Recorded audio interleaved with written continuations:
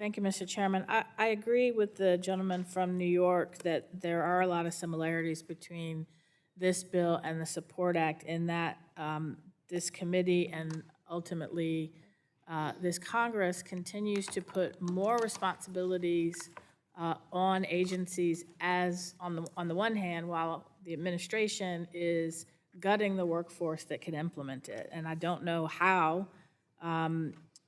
this bill would be anything more than a paper tiger without the workforce to put it in place. And so my amendment would prevent the bill from taking effect until the Secretary of Energy can certify two things.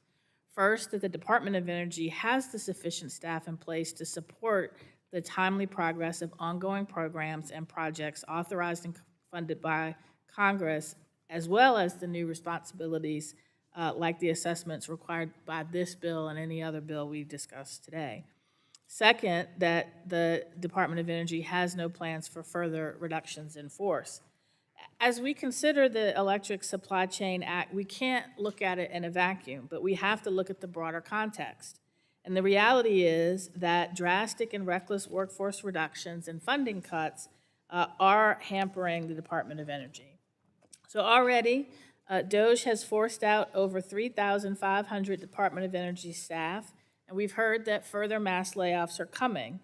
Key offices responsible for implementing this bill have lost significant portions of their staff. For example, the Office of Manufacturing and Energy Supply Chains has lost about 2/3 of its staff. The Loan Programs Office has lost a significant number of staff and is being gutted under the reconciliation plan that the Republicans pushed through 2 weeks ago. Across the country, businesses and community partners are waiting to hear from the Department of Energy right now about critical contracts and access to funding, and congressional offices inquiring on their behalf can't get any information because there aren't enough people to provide it. My office has heard that in some cases, the Department of Energy can't even determine who is responsible for certain projects because so many experienced staff have been forced out.